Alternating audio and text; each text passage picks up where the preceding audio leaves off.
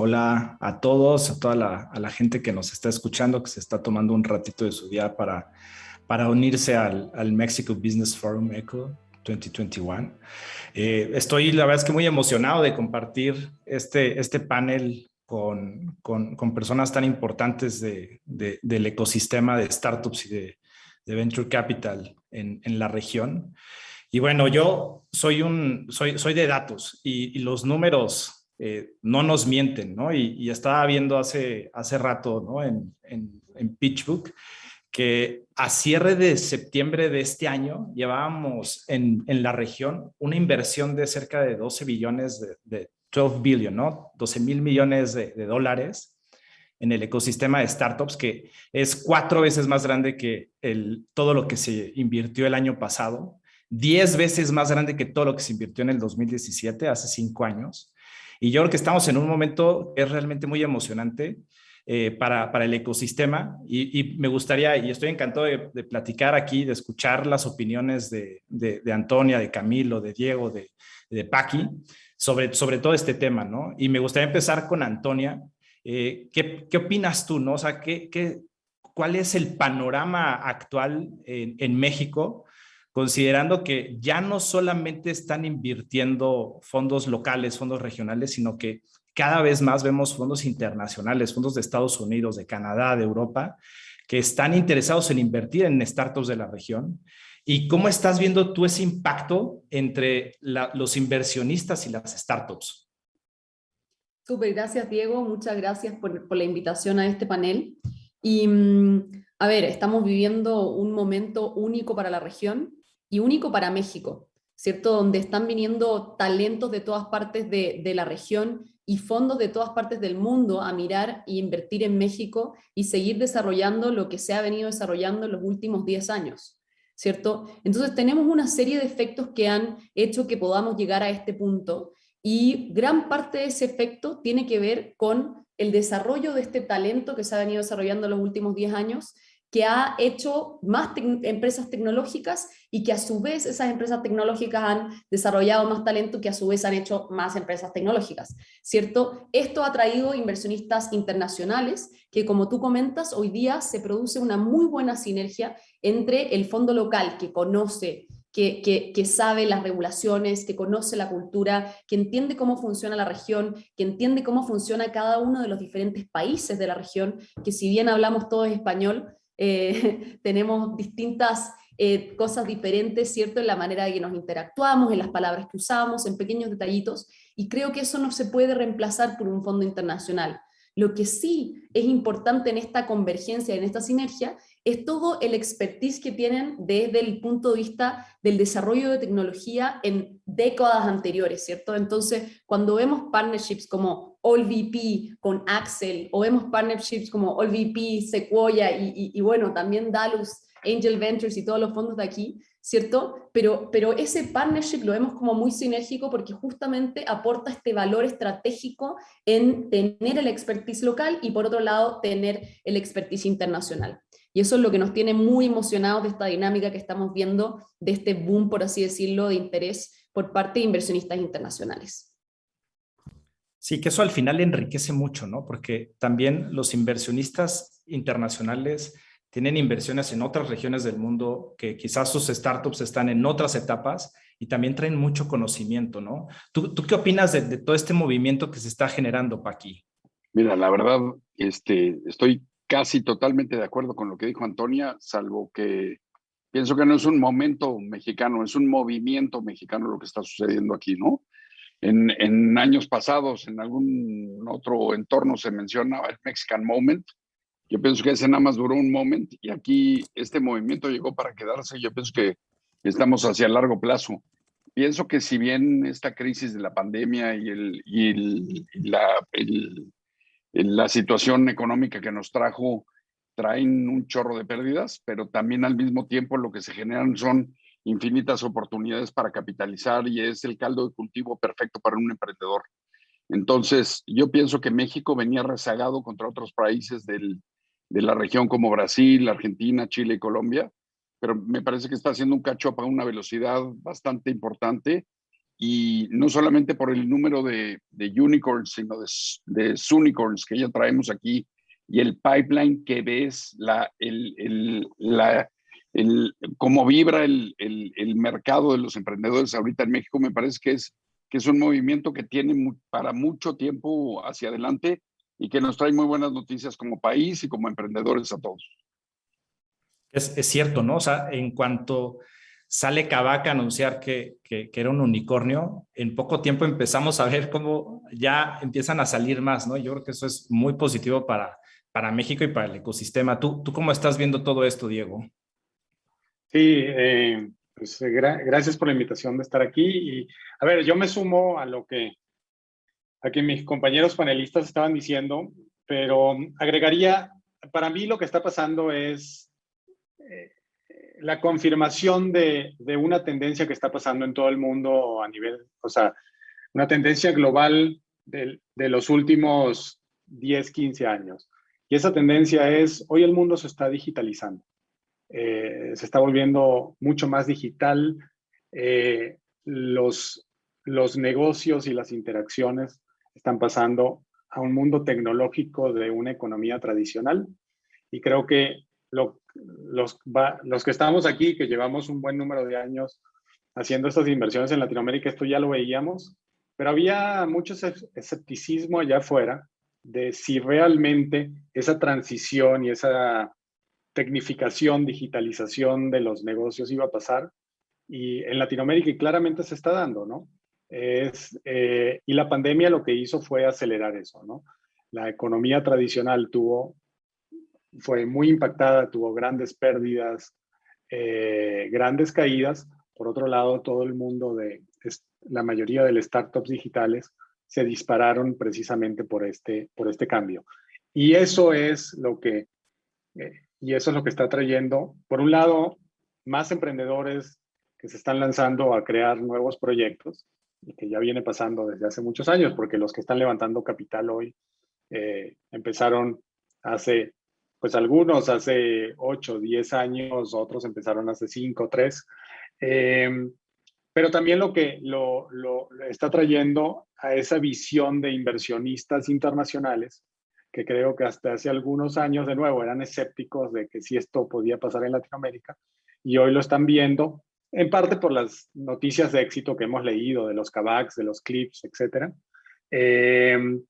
Pero claramente Latinoamérica hoy está siguiendo la misma tendencia que exitosamente ha pasado en otras partes del mundo. Perfecto, muchísimas gracias, Diego. ¿Y tú, Camilo, cómo estás viendo todo este movimiento?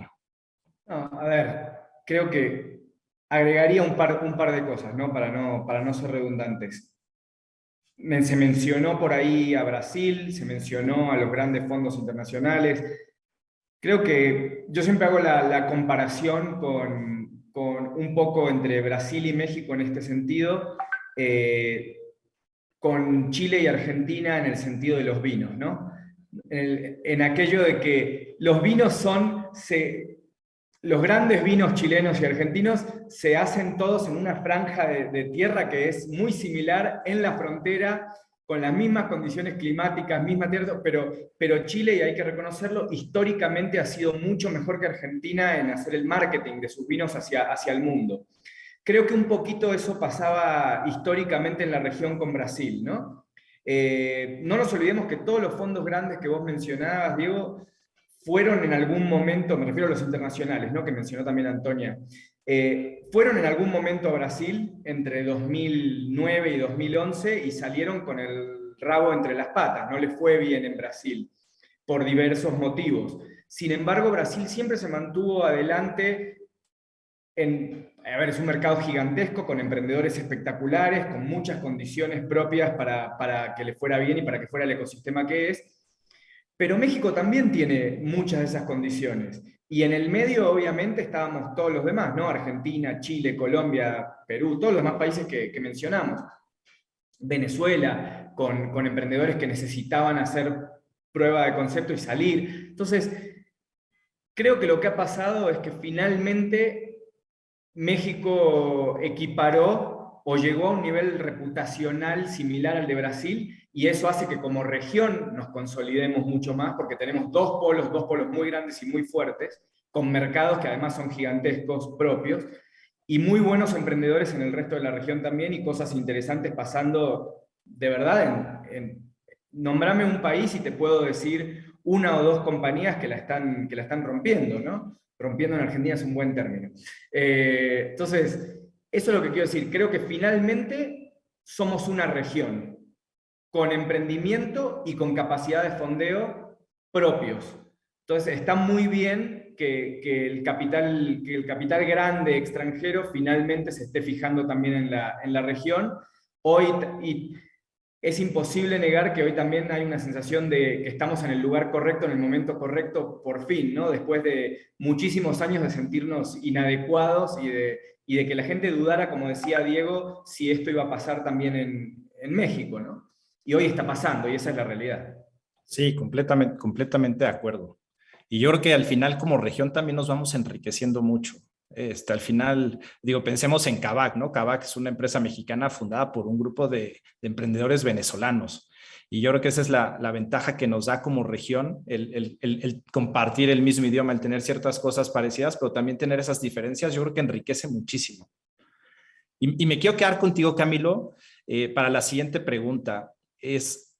Al final hemos visto que el segmento o los sectores en los que se han creado las startups ha ido creciendo muchísimo. Hace 6 años veíamos muchísimas fintechs. Hoy estamos empezando a ver otros sectores que están empezando a cobrar más relevancia, no solamente en cuanto a número de startups, sino en cuanto a la distribución de las inversiones. Me gustaría saber cómo estás viendo tú esa distribución de las inversiones entre los distintos sectores y cuáles son los sectores que tú estás viendo con mayor potencial en este momento. A ver, voy a tratar de ser breve, que no es una de mis cualidades, pero además la pregunta es súper amplia.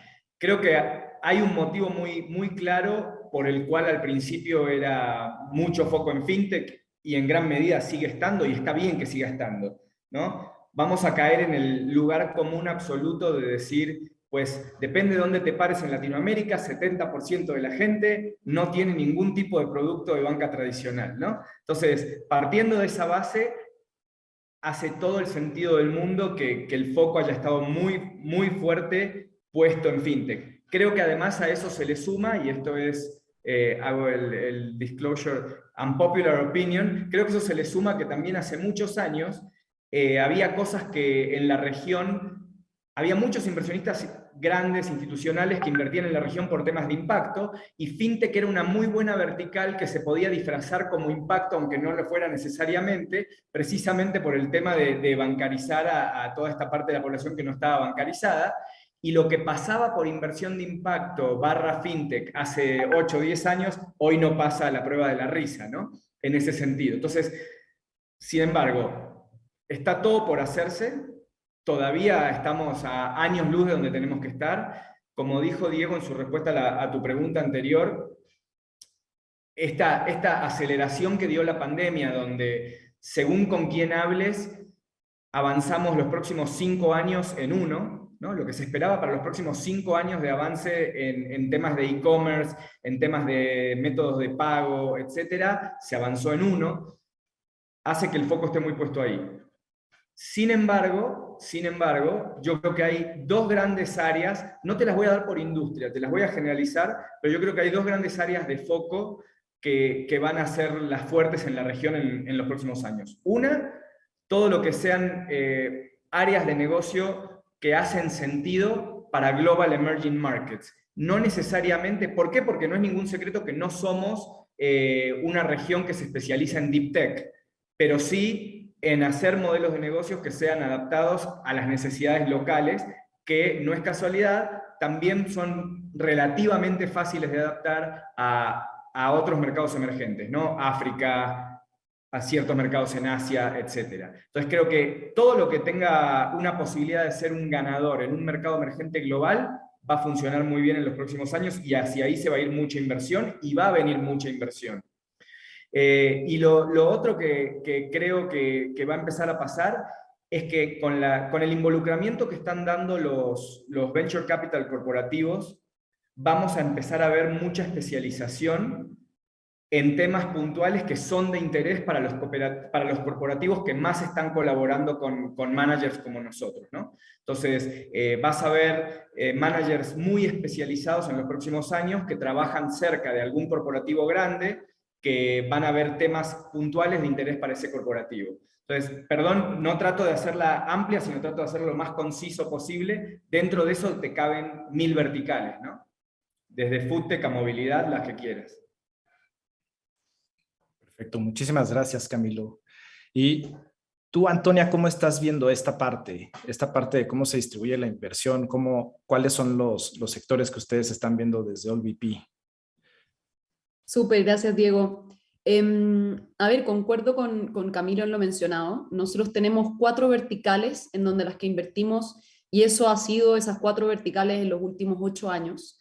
Esto solo se ha acelerado, ¿cierto? Entonces nosotros invertimos por un lado en FinTech, por otro lado en Human Capital, que es todo lo que tiene que ver con salud y educación. Luego invertimos en Smart Cities, que es PropTech y logística, y luego invertimos en todo lo que es el futuro del comercio. Entonces estas 4 verticales nosotros las veíamos 8 años atrás como las grandes problemáticas de la región y lugares donde la tecnología podría tener un gran impacto. Y hemos visto que estos últimos 2 años o año y medio con la pandemia, esto solo se ha acelerado. Entonces tenemos una población mucho más dispuesta a tomar productos digitales, ¿cierto? Lo que implica que a la vez hay más data, hay más información, tú puedes desarrollar un mejor producto. Eso lo hemos visto con InsurTechs que han aparecido, que justamente toman toda la data disponible de una persona y le dan un mejor producto, un mejor servicio, producto de esta data, y esto está transformando todas las industrias. Lo estamos viendo en sectores más tradicionales, como el sector inmobiliario, ¿cierto? Estamos viéndolo en sectores tradicionales como el sector logístico. Nosotros tenemos una empresa, perdón, una empresa llamada Nubocargo, que justamente está haciendo movimiento de carga o ayudando a las empresas a digitalizar todo lo que está pasando en el movimiento de carga entre México y Estados Unidos. Y soluciones como esta vamos a seguir viendo. Al final del día estamos viendo cómo la tecnología está finalmente teniendo ese impacto que esperábamos hace 8 años que tuviese, pero ahora se están alineando los diferentes elementos, incluido el talento, incluido el capital, ¿cierto? Incluido la oportunidad de la digitalización. Como comentó Camilo, hay ciertas cosas que nosotros esperábamos que ocurrieran en 8 años, ¿cierto? O en 5 años, dependiendo lo que están pensando cada uno, sobre todo, por ejemplo, la adopción del e-commerce. Entonces, eso estaba dentro de nuestras verticales, pero hoy día todas las industrias asociadas a e-commerce, asociadas a medios de pago, por ejemplo, se han acelerado y nosotros esperamos que esto continúe de esa manera. Entonces, si bien vemos harta predominancia en deal flows en FinTech, esperamos también ver esto mismo en otras industrias, en la industria de salud, esperamos ver también en lo que se viene, que es todo lo relacionado a B2B, ¿cierto? Incluido soluciones para pymes, incluido soluciones marketplace para enterprise, etcétera, y que son tendencias que han venido estando ya presentes en mercados más desarrollados como en Estados Unidos, pero que ahora recién tenemos estos elementos para hacer de una empresa con esa solución exitosa en la región. Muchísimas gracias, Antonia.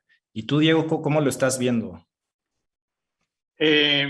Pues a ver, creo que coincido de nuevo con muchos de esos, de los puntos mencionados. A ver, nosotros tenemos también 4 temáticas de inversión en las que hemos venido invirtiendo en estos años y que pensamos que hay grandes oportunidades a futuro. Y 3 de ellas creo que son similares a las que ya mencionaron. Por un lado es inclusión. Son donde startups usando tecnología dan acceso a finanzas, educación, salud, oportunidades laborales, que es donde está FinTech, EdTech, HealthTech, etc. Tenemos productividad de negocios, vemos consumidores digitales, y la cuarta, que creo que a lo mejor no ha sido mencionada antes, pero nosotros lo vemos como un área que se va a desarrollar y que tiene que desarrollar de forma muy importante en los siguientes años, es lo que llamamos innovación climática, o alguna gente lo llama climate tech. Ese es Hoy en día el calentamiento global es el problema más grande que tenemos como humanidad y pensamos que una parte de la solución viene por desarrollar startups que ayuden a reducir emisiones o adaptarse a ese cambio climático, ¿no? Entonces, ese también lo tenemos de forma importante en la lista de los sectores donde estamos buscando oportunidades. Pero al final del día, creo que oportunidades va a haber en muchos sectores y como decía antes, todo viene, vamos a ver una transición de industria tradicional o de economía tradicional a una economía más tecnológica, más digital, en prácticamente todos los sectores de la economía. Hoy lo hemos visto en fintech, lo hemos visto, estamos viendo algo en educación, estamos viendo en lo que es retail, comercio, pero va a pasar en otros sectores, más pronto o más tarde, pero creo que esta adopción y este aumento en la eficiencia es imparable para todos los sectores de la economía. Muchísimas gracias, Diego. Y la verdad es que me parece súper interesante lo que comentas de invertir en startups que ayuden a resolver el problema climático. Creo que coincido contigo en que es un problema enorme a nivel global y que la solución no podemos esperar a que llegue solamente los políticos, ¿no? Yo creo que eso es algo que se tiene mucho en la región, ¿no? Yo cuando hablo cuando hablaba con mis papás hace muchos años, era como siempre, era como, esperemos que el siguiente presidente en México sea bueno para que mejoren las cosas, y yo sigo sin verlo, ¿no? Y yo creo que esto aplica también en este problema que es global y que lo vamos a tener que, desde el sector de startups y de venture capital, encontrar también soluciones que ayuden a mejorar la situación, que es bastante crítica. Muchísimas gracias, Diego. Y me quiero quedar contigo para la siguiente pregunta. Conforme hemos ido viendo empresas, startups mexicanas levantando rondas de inversión más grandes, empezamos a ver estas integraciones verticales como algo más común. ¿Cómo ves tú? O sea, ¿qué beneficios trae esto a las startups y al ecosistema, estas integraciones verticales que estamos empezando a ver? Pues mira, yo te diría, creo que es parte de una tendencia donde lo que estamos viendo es que los startups más establecidos, como parte de su proceso, empiezan a hacer adquisiciones ya sea de otros startups o en algunos casos de empresas tradicionales, ¿no? Y el sector de fintech es muy claro. Recientemente se ha hablado de gente como Nubank y algunos de los otros jugadores grandes están comprando bancos o sofipos tradicionales. Pero también otros en el mundo de los startups están haciendo adquisiciones. A ver, nosotros somos inversionistas en Clip. Clip ha hecho ya varias adquisiciones. ¿Qué busca? Pues busca traer a un equipo que ya ha desarrollado un producto y es más rápido, más eficiente comprar ese producto, traerse el equipo a buscar desarrollarlo de cero, ¿no? Entonces es, digamos, un proceso natural que antes lo veíamos más, de nuevo, en compañías más tradicionales, pero que ya se volvió una forma de crecer para los startups de tecnología de cierto tamaño, obviamente, no los que están en etapas más tempranas, pero es algo que va a seguir. En algunos casos es traer talento, en otros casos es traer un producto nuevo, en otros casos es esa integración vertical, traigo algo que necesito dentro de la cadena para ser más eficiente, para poder dar al final un mejor servicio y un mejor producto a mis clientes.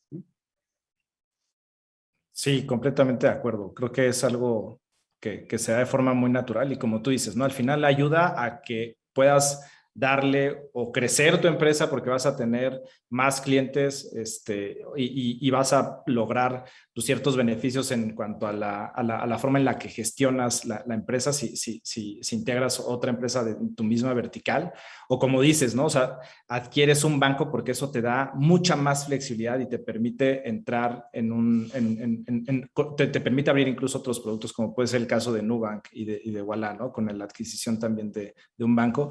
Tú, Paqui, ¿cómo estás viendo todo esto, este fenómeno que se está generando en los últimos meses?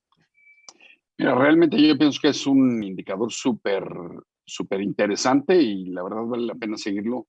Yo pienso que antes el ecosistema no estaba tan maduro y no veías ni tanta actividad ni tantos puntos de contacto entre negocios de este ecosistema ni con el ecosistema tradicional. Pero cada vez que los ves creciendo más, se dan estos puntos de contacto y es donde viene pues este interés y esta interacción para seguir integrando modelos. Lo que mencionas, yo pienso que de repente es captar más mercado, de repente es entender productos nuevos o captar talento también, que es lo que buscas traer dentro de estas integraciones, pero inclusive lo que ves es hasta algunos que lo que buscan es el tema regulatorio, ¿no? Que hoy tienen el concepto, lo tienen perfectamente claro, pero de repente entran a este mercado, la regulación es un poco distinta de su mercado natural y esta integración se vuelve también una entrada natural y un corte de la curva que tienen por ahí. Entonces, me parece que es un indicador más que este momento mexicano cada vez va madurando mucho más y que el ecosistema se vuelve mucho más robusto y mucho más interesante también, ¿no? Porque cada vez hay más jugadores, cada vez hay más interés, estos puntos de toque se vuelven interesantes y temas de ambición para el crecimiento futuro, ¿no? Sí, completamente de acuerdo. Creo que ahí es un indicador bastante importante y es un indicador de madurez. Camilo, ¿tú cómo lo ves? Difícil no ser redundante un poco porque se ha dicho de todo no quiero caer en eso, pero francamente, yo creo lo siguiente. Creo que nos va a dar la madurez para mantenernos en el tópico de madurez que arrancó ahí Diego y le siguió el tren Paqui. Creo que vamos a poder hablar de madurez cuando avancemos, cuando dejemos, creo que este es el indicador, más claro, ahí va. Creo que tengo una buena definición y como una buena línea de corte. Creo que como región todavía estamos en la fase de adaptación de modelos de negocios existentes en otros mercados y dándoles un sabor local, ¿sí? Creo que vamos a alcanzar la madurez cuando la mayoría de los nuevos negocios que vemos surgiendo, de las nuevas startups que vemos surgiendo, estén no solo adaptando modelos, sino resolviendo cosas que, ojo, pasa y pasa muchísimo y cada vez más, ¿no? O sea, hoy es el día y la noche con hace 10 años cuando literalmente prácticamente todo era adaptación de modelos a la realidad local. Pero creo que cuando demos esa vuelta donde la mayoría de los nuevos proyectos tengan innovación en el sentido de la localización, pero porque nacen locales, creo que ahí esa para mí es la línea donde yo trazaría la madurez, o uno de los indicadores clave donde yo trazaría la madurez, ¿no? Creo que es lo mejor que puedo decir sin repetir lo que dijeron los colegas. Muchísimas gracias, Camilo. Creo que sí, o sea, al final ese es otro grado de madurez de cómo el ecosistema va evolucionando y cómo pues cómo el ecosistema va ganando esa confianza, ¿no? Esa confianza de decir, oye, por un lado, hay emprendedores que están dispuestos a correr más riesgo porque no están adaptando un modelo, pero también hay un ecosistema de venture capital que dice, yo estoy dispuesto a arriesgar un poco más porque ese no es un modelo de negocios probado en otro lado. Y yo creo que es algo bastante interesante. Y ahora me quiero pasar, digo, al final esta parte como de integraciones verticales pues para las startups a las que integran, pues es una salida, ¿no? Es un exit que puede ser bastante bueno también. E incluso puede ser hasta en etapas relativamente tempranas para las startups grandes, pues se integran con una más pequeña. Pero al final yo creo que como emprendedores siempre hay un sueño como muy grande, ¿no? Y es el IPO. Y empezamos a escuchar de empresas en México, startups en México que están ya en proceso de IPO, aunque no es oficial todavía, pero sabemos que en los próximos meses, muy probablemente el próximo año, empecemos a ver los primeros IPOs de startups mexicanas, de startups también de otros lados de la región. Y me gustaría seguir contigo, Camilo, para saber eso. ¿Cómo ves tú? O sea, ¿cuál es ese roadmap que tiene que seguir un emprendedor y una startup para que pueda llegar a ese éxito que es el más soñado que tiene un emprendedor? A ver, arrancaría diciendo esto. Arrancaría diciendo que no para todos los emprendimientos el IPO tiene que ser el camino. No para todos los emprendimientos el IPO tiene que ser la meta, ¿no? Hay como muchas estaciones, hay muchas salidas que son aceptables, que son excelentes. Entonces, el IPO, empecemos por entender que un IPO es una excepción y no la norma, ¿no? Si no fuera así, este panel hubiera sido sobre otro tema totalmente distinto, porque eso ya te hablaría de un ecosistema maduro, ¿no? Entonces, creo que en esas como estaciones o en esos como niveles que te decía, obviamente, el IPO es una salida, creo que espectacular desde lo mediático. No siempre y no necesariamente para todos los inversionistas, va a depender mucho en qué etapa hayas entrado y si pudiste mantener tu prorata y demás, va a ser una gran salida desde el retorno, ¿no? desde la TIR. Entonces, creo que lo relativizaría un poco, si se puede. Obviamente que es maravilloso cuando tenés un portafolio que están en un IPO track o pensando en hacer IPOs, y creo que, salvo que estés hablando con un emprendedor donde las cosas no se dieron como se tenían que dar y el negocio se convirtió en un lifestyle business, ¿no? En una empresa que claramente no debió haber sido una inversión de un fondo de venture, y cuesta mucho imaginarse un camino de salida, y además los emprendedores pueden estar cómodos o no, pero están en una relativa zona de confort cuando el negocio se vuelve lifestyle, y en algún lado a lo largo del camino pues cambiaron las expectativas. Ese es un escenario malo para nosotros.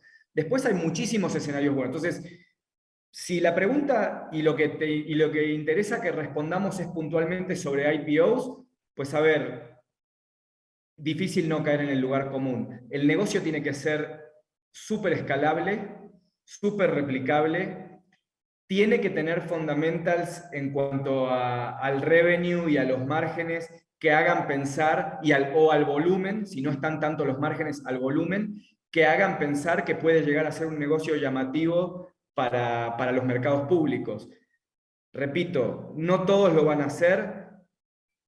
Yo creo que de un portafolio normal de un manager en Latinoamérica, y también teniendo en cuenta eso, ¿no? Teniendo en cuenta que no todos los negocios pueden alcanzar esas cosas, pueden alcanzar esos volúmenes o esos márgenes o ese escalamiento, pues el porcentaje de compañías que están en un IPO track es relativamente pequeño respecto al resto. Y esta puede ser una opinión no muy popular, pero yo no creo que un portafolio tenga que tener todas compañías que tengan que estar en un IPO track, ¿no? Creo que eso sería una falacia. ¿Qué cosas tienen que hacer? Pues voy a caer de nuevo en lo obvio.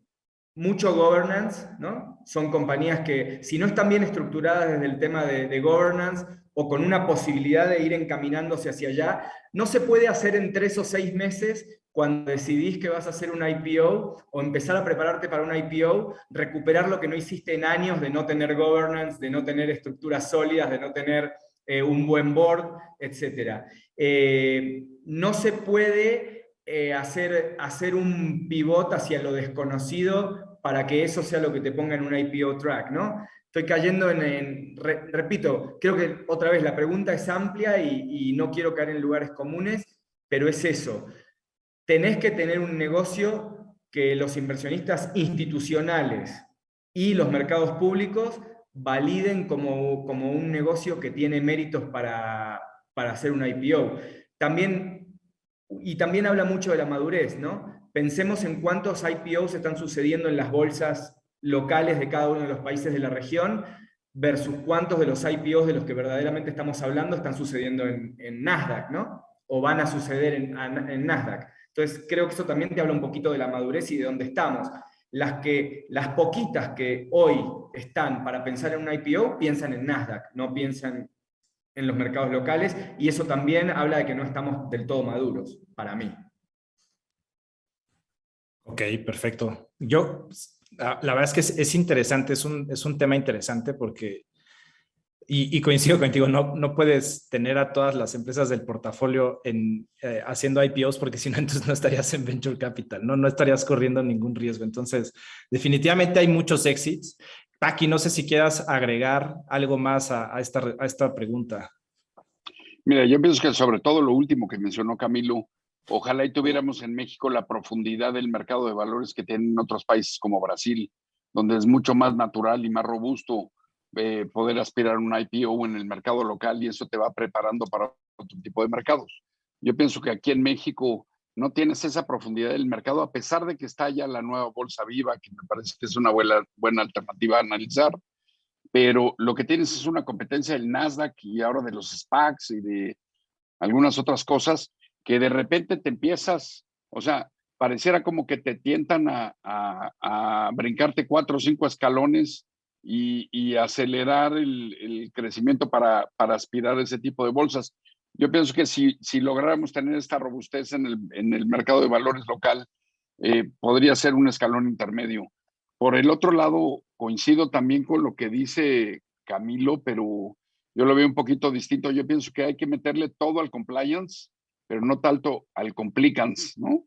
O sea, yo pienso que el corporate governance es muy bueno y que te sirva para llevar al negocio a la mayor velocidad con el mínimo riesgo.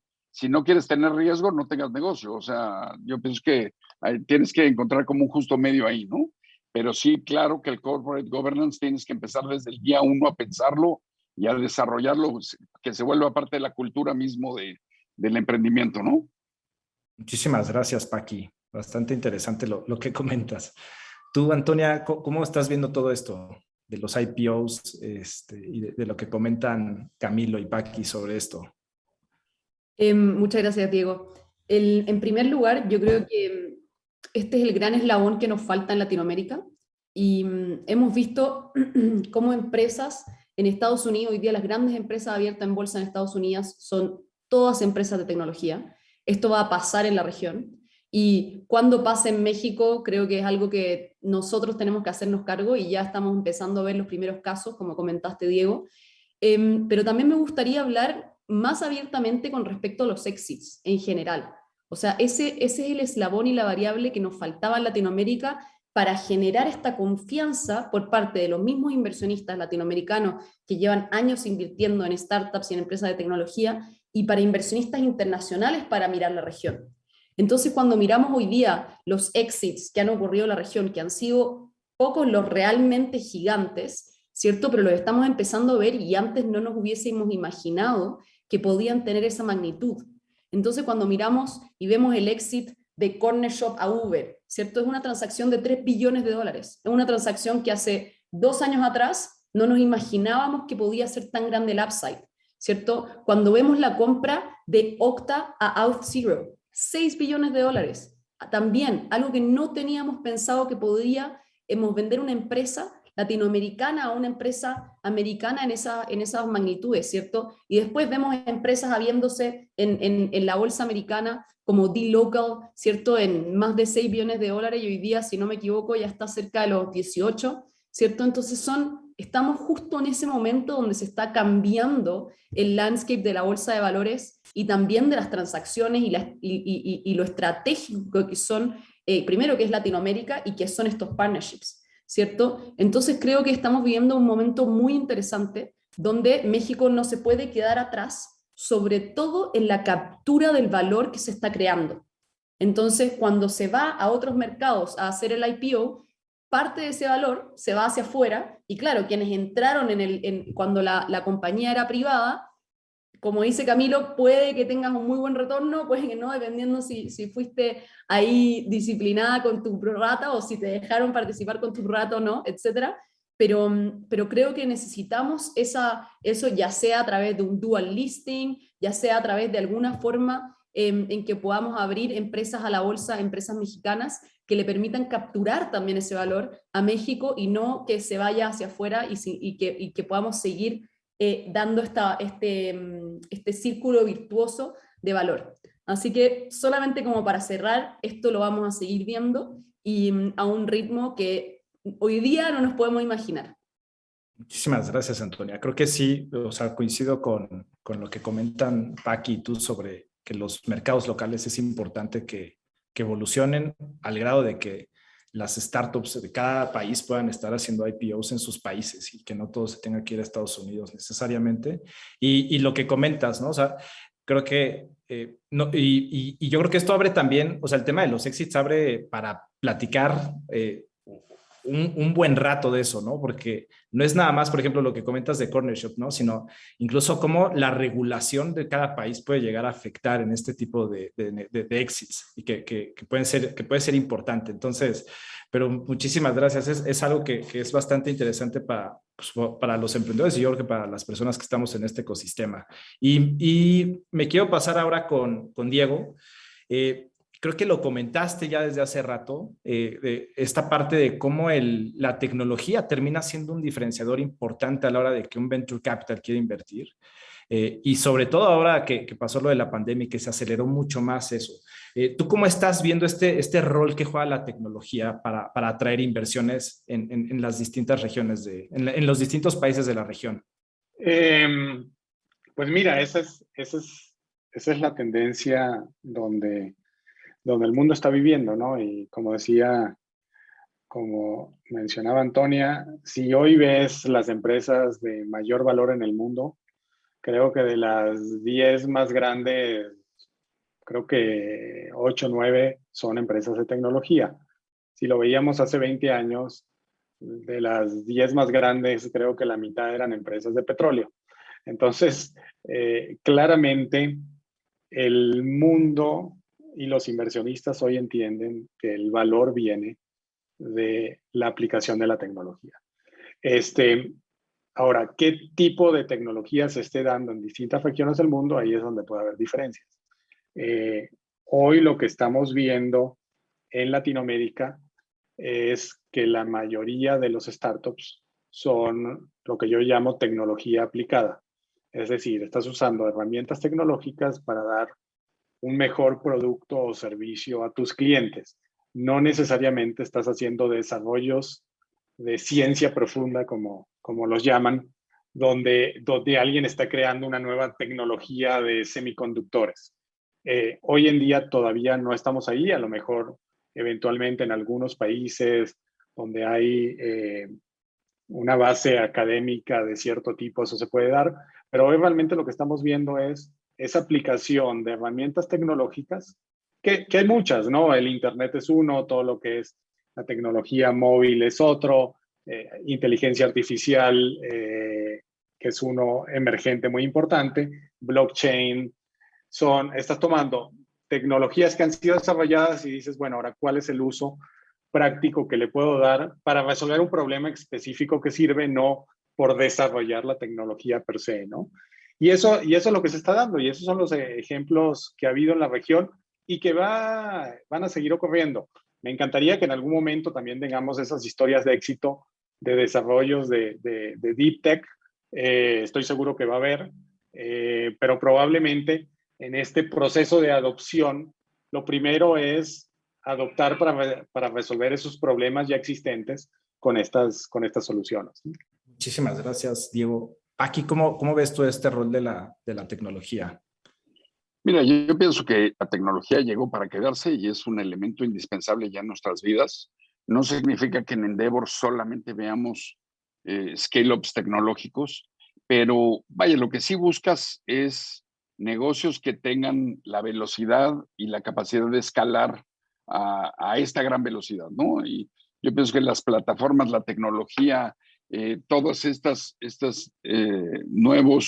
nuevas maneras de aplicar los modelos de negocio, sí te los está poniendo mucho más cerca el tema tecnológico. Entonces, yo pienso que sí, la tecnología sí se vuelve, mientras más veas un modelo basado en tecnologías que puedan llevarte a escalar, a penetrar, a convertirte en una comunidad, a ser o intentar ser omnipresente en algún producto, en algún servicio o algo así, claro que te da todo un diferenciador importantísimo para que te atraiga la inversión. Yo sí lo veo así y pienso que eso no solamente se va a quedar como está ahorita, sino cada vez va a ser mucho más presente en el ecosistema en el que estamos.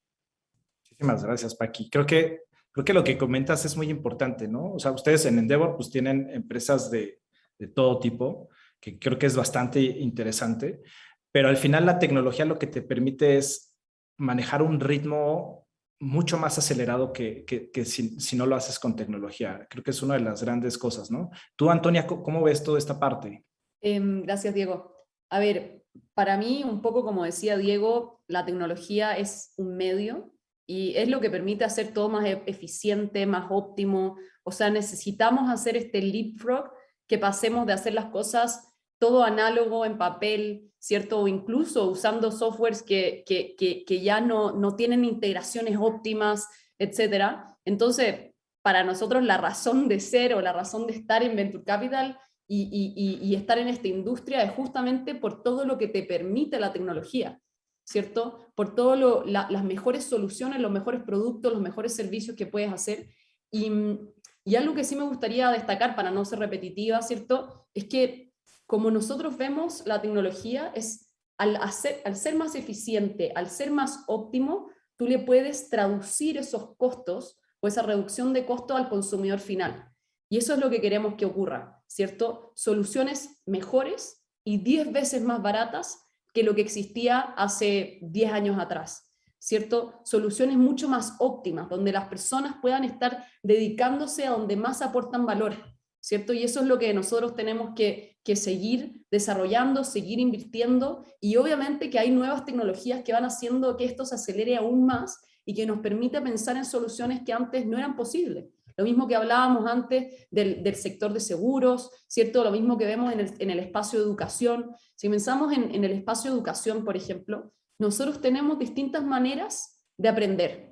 Quizás a ti te gusta aprender leyendo, quizás a mí me gusta aprender escuchando, quizás a alguien le gusta aprender viendo, ¿cierto? Y antes era imposible poder customizar a lo que cada una persona le gusta aprender o los momentos en que le gusta aprender, pero hoy día con tecnología sí lo podemos hacer y eso se replica a muchas otras industrias. Entonces eso es lo que nosotros estamos viendo en términos de desarrollo tecnológico, más allá si es que nos involucramos en desarrollo más deep tech, ¿cierto? Nos enfocamos en desarrollo de blockchain, que sin duda Web3 va a cambiar radicalmente la manera de interactuar y de hacer las integraciones y todo, pero eso es, o sea, al final tenemos problemáticas en la región que la tecnología es una forma de resolverlas de mejor manera, más eficiente, y reducir y traducir esos costos al consumidor final.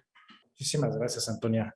Y ya, la verdad es que es una lástima porque yo lo estoy disfrutando muchísimo escucharlos opinar de todas estas cosas y se nos está acabando el tiempo. Entonces voy a lanzar una última pregunta y me gustaría que lo pudieran responder y también darles un ratito para que pudiéramos hacer pues una conclusión antes de que cada uno pueda dar su conclusión antes de que pasemos a una pequeña parte de preguntas y respuestas del público. Y la pregunta es, ¿qué tienen que hacer los emprendedores mexicanos, los emprendedores de la región, para capitalizar y poder tener más inversión? ¿Cuáles son las claves que están viendo ustedes de estos emprendedores que están logrando hacer estas rondas de inversión tan exitosas en los últimos meses? ¿Quién arranca? ¿Quién arranca? Empieza tú, Camilo. Primero que nada, Diego, ¿vos ya sos emprendedor en Endeavor? Yo no, Te todavía presento no. conmigo, Paqui, Diego, Paqui, Charlen, los dejo en contacto. Mucho gusto, Paqui. Ya tengo tu celular. Eso sonó muy creepy, pero bueno, espero que sea menos creepy de lo que sonó. Mira, a ver, esta es una pregunta que no te voy a mentir, no me encanta. La formulación. Creo que es un momento tan espectacular para ser emprendedor, porque siempre, nosotros por lo menos, y te voy a decir, esta es una filosofía y me habrás escuchado decirlo alguna vez, Diego, es una filosofía que nosotros tenemos desde siempre, que es el cheque fácil de conseguir. Si sos un buen emprendedor, el cheque debiera ser lo más fácil de conseguir. Sabemos que no siempre es así y que se dice más fácil de lo que se hace. pero es de quién viene el cheque, que es lo complicado. Entonces, a mí lo que no me encanta de la pregunta es, creo que el foco tiene que estar puesto en levantar el dinero de el manager o del grupo de gente que sea más ad hoc para un proyecto en particular. Y eso tiene que ver con un montón de cosas, desde la personalidad del manager y la compatibilidad de esa personalidad con el emprendedor y con los emprendedores, ¿no? Hasta el conocimiento que puede tener el manager que pueda ayudar al proyecto a llegar del punto A al punto B de la mejor manera. Y todos los managers tenemos virtudes y defectos. Entonces creo que es muchísimo más importante elegir bien de quién sí que cómo levanto más dinero. Hoy, y francamente a lo mejor lo voy a decir muy a lo bruto, y Diego, me refiero a Cerebriski, que ya me conoce y sabe que soy un bruto, ¿no? Creo que hoy, si tu problema es que no podés levantar dinero, hay algo que está fundamentalmente mal. ¿Sí? Hoy dinero sobra realmente en el mercado para los emprendedores. Yo por lo menos estoy sorprendido en algunos casos. Creo que hay FOMO en el mercado por parte de muchos colegas, de que nadie se quiere quedar afuera de ciertos deals y las rondas se están cerrando a una velocidad absolutamente pasmosa, que en muchos aspectos es bueno, y a nosotros te puedo decir que en Angel Venture nos ha obligado a repensar mucho de cómo hacemos las cosas, un poco pensando en lo que decía Paqui antes de que el compliance no se convierta en complicancia, inventando esa palabra, ¿no? Que nosotros creo que éramos muy governance heavy y lo que está pasando nos ha obligado a tomar decisiones de otra manera. Creo que ha sido espectacular en todos los sentidos, no se está acabando ni nada. No voy a usar la palabra burbuja porque ahí sí me van a mandar a los de la moto, pero creo que hoy el foco tiene que estar en, más que nunca, de quién sí y en qué condiciones y cómo lo hago, que en cómo hago para levantar más dinero. Y creo que el de quién sí y cómo estructurarlo y demás es un tema que tal cual da para una charla entera, ¿no? Entonces no me voy a meter ahí porque estamos corto de tiempo, pero eso es, por ahí me iría yo. Muchísimas gracias, Camilo. Diego, ¿qué te gustaría agregar a todo esto? Mira, a ver, como decía Camilo, a ver, estamos en un boom.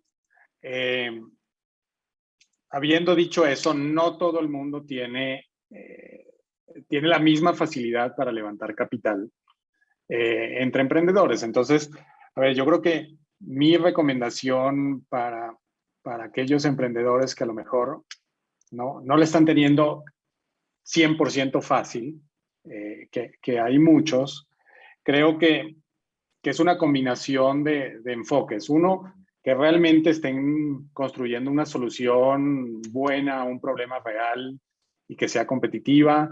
Creo que tienen que mostrar su capacidad de ejecución, o sea, ya sea mostrando que tienen el producto, que tienen la atracción, dependiendo de la etapa en la que estén. Creo que es importante hoy mostrar una diversidad en el talento que tienen. Y creo que es una de las cosas donde en México estábamos un poco lentos en adoptar, pero creo que se vuelve fundamental tener equipos diversos, complementarios, para ser más atractivos a cierto perfil de inversionistas. Y creo que también hay un trabajo que tienen que hacer los emprendedores de entender cómo funcionan los inversionistas, qué están pensando, qué están buscando, cómo funciona, si van a levantar dinero de Venture Capital, entender cómo funciona, qué estamos buscando los fondos, porque te sorprenderías que hay todavía muchos emprendedores que saben mucho de su startup, pero no necesariamente entienden cómo funciona el mundo allá afuera respecto a la parte de financiación y fondeo, ¿no? Entonces creo que eso se vuelven también aspectos importantes donde tienen que desarrollar esas capacidades para ser más competitivos a la hora de buscar levantar capital en un ambiente donde hay mucho capital disponible y aquellos emprendedores que tengan ese mejor producto con esa mejor historia alrededor, pues van a tener más éxito. Muy interesante, que al final, o sea, resumiendo un poquito lo que han comentado, hay un enfoque muy importante en levantar dinero con el fondo de inversión o la persona adecuada y el equipo, ¿no? El equipo es clave importante a la hora de que un fondo de inversión decide si va a invertir en esa startup o no. Paqui, me gustaría escuchar también qué opinión tienes de esta parte. Mira, yo te diría que yo pienso que estamos en un momento muy agradable, complejo, porque yo pienso que prácticamente la sensación que te da es que abunda el dinero, ¿no? Alrededor y que cada vez los cheques ruedan mucho más rápido, ¿no? Yo pienso que la prisa es mala consejera y yo pienso que hay que enfocarse. It's not about the money, it has to be smart money, ¿no? At the end. Entonces, yo pienso que por un lado, no por levantar o por sentirte tranquilo porque agarras un cheque, tienes que sacrificar lo que viene con el cheque adicionalmente. O sea, yo pienso que viene muchísimo, hay mucho legacy atrás de a quién estás escogiendo para que suba contigo. Y dos, yo pienso, me gustó mucho cómo lo dijo Camilo y cómo lo dijo Diego. Me parece que así como planteas la estrategia del negocio, tienes que plantear una estrategia de relación con inversionistas. Y esta estrategia de relación con inversionistas, me parece que hay como caminos muy claros de cómo vas siguiendo. Si estás con este fondo, cuál es el paso siguiente y con quién te presentan y quién te conectan y cuál es el paso siguiente y el siguiente y el siguiente. No, o sea, no solamente es un milestone, sino es una consecuencia de milestones que vienen para adelante, que por un lado te vas abriendo puertas y por otro lado te los puedes ir cerrando. Y yo pienso que parte del corporate governance también que hablábamos, sin ser complicans, es tener a alguien que entienda a tu mercado. También tu mercado es el de los inversionistas, que lo entienda, que lo atienda, que lo vaya cultivando y que vaya teniendo una estrategia hacia adelante tan ambiciosa como el mismo crecimiento del mercado que quieres tener con el producto o servicio que estás teniendo. Completamente de acuerdo, Paqui. Creo que se junta mucho con lo que decía Camilo, ¿no? Si tienes esa visión de hacia, o sea, cuál es tu ruta y qué es lo que vas a hacer para irte financiando, cuáles son esos milestones, y tienes claro eso, es mucho más fácil, como decía Camilo, encontrar a los inversionistas que te van a ayudar en la etapa en la que estás, porque también te van a ayudar a llegar a la siguiente etapa. Y yo creo que eso es clave. Y Antonia, pues nos toca cerrar contigo. ¿Qué te gustaría agregar a todo esto que ya se comentó? Siempre creo que la última es la más complicada porque ya dijeron demasiado. Qué honor ser la última y me sumo a lo que están diciendo mis colegas. Quizá una vez que ya identificaron el fondo que les gustaría trabajar ustedes y en el fondo hicieron ese proceso que, como dijo Camilo, de identificar muy bien con quiénes se quieren asociar, lo resumiría de una manera bien táctica, que es primero como la claridad en la idea, luego la narrativa y luego la estrategia, ¿cierto? Entonces, claridad, que se entienda lo que están haciendo. Hoy día estamos con 1000 cosas, los deals están pasando rapidísimo, ¿cierto? Y todo este boom que estamos viendo en el ecosistema implica que ustedes tienen que pasar su mensaje muy rápido, tienen que dejar muy claro qué es lo que ustedes están haciendo y cuál es la visión de largo plazo, ¿cierto? Entonces, que le pongan especial énfasis en el tema de la claridad, luego en la narrativa, que haga sentido el equipo, la experiencia que tienen, lo que comentó Diego de la complementariedad del equipo, por qué son únicos y únicas ustedes en desarrollar ese producto y desarrollar esa problemática, ¿cierto? Y por último, la estrategia que tiene que ver aprovechar estas dinámicas para su propio beneficio, ¿cierto? Entonces, ustedes hoy día está todo remoto, pueden armar 30 reuniones en una semana fácil, y eso hace que se genere este efecto FOMO y que decía Camilo, y que puede ser bueno para ustedes, ¿cierto? O sea, al final quizás hay un par de fondos con los que a ustedes les encantaría trabajar, y tenerlos a todos en la misma semana de reunión permite que ustedes puedan decidir primero en esa semana con quiénes quieren trabajar, y al mismo tiempo que sean rápidos para que les respondan lo antes posible si que quieren participar o no quieren participar de su ronda, y eso los permite a usted volver lo antes posible a la operación. Entonces yo creo que eso sería como el resumen de los 3 puntos tácticos después de que ya eligieron con quiénes quieren trabajar. Perfecto, muchísimas gracias. Creo que eso es un consejo excelente, Antonia, el de hacer todas las reuniones posibles en un periodo de tiempo muy corto para que puedas, o sea, como dices, ¿no? O sea, por un lado puedas generar FOMO con los fondos, pero que también puedas hacer tu ronda lo más rápido posible para que puedas regresar a la operación, que al final es lo más importante, es lo que va a garantizar que la startup pueda tener éxito. Aquí vamos a entrar con Estados Unidos y la pregunta tiene que ver con cómo Estados Unidos puede servir como base para recaudar dinero para empresas basadas en México. No sé quién de ustedes quiera levantar la mano para responder esta pregunta. No, a ver, mira, yo creo que en el mundo de los startups, eso está pasando hoy en día. Hoy un número importante de fondos de venture capital y fondos de crecimiento, principalmente de Estados Unidos, están buscando invertir en México y están completamente entusiasmados y como dicen en inglés, bullish acerca de México, ¿no? Entonces, a ver, es algo que ya está pasando y creo que lo que estamos viendo se va a acelerar, no va a disminuir en los siguientes años. Perfecto, muchísimas gracias. No sé si alguien más quiere sumar algún comentario a esta pregunta. Yo no sé si entendí bien la pregunta, se refería más como a la parte de dónde basar legalmente la compañía, o era más de lo que hablábamos al principio de capital internacional invirtiendo en la región. A ver, la pregunta sí habla de recaudar, ¿no? Entonces creo que sí tiene que ver más como de atraer inversión de Estados Unidos. Perfecto, entonces voy ahí a limitarme a comentar porque creo que voy a sonar repetitiva a lo que hemos venido conversando. Perfecto. Pues muchísimas gracias, Antonia, Camilo, Diego, Paqui. Creo que para todos los que estuvieron aquí escuchando esto es algo muy interesante. Los puntos de vista que dieron a mí me parecen espectaculares y por ahí a los emprendedores que lo escucharon, pues creo que se pueden llevar muy buenos consejos para poder seguir adelante y saber que estamos viviendo un momento histórico. Yo lo he platicado con varios de mis colegas fundadores y es una locura, ¿no? O sea, es el mejor momento histórico para empezar una startup, para tener una startup. No solamente por las condiciones, esto que estamos platicando de las inversiones que empiezan a haber y que empieza a haber mucha más liquidez para invertir en startups, sino porque, como decían, la pandemia aceleró muchísimo la adopción de tecnología y yo creo que eso, pues como emprendedores, nos da una ventaja muy importante y les agradezco muchísimo el tiempo y por haber estado aquí. Te paso la palabra, Sebastián.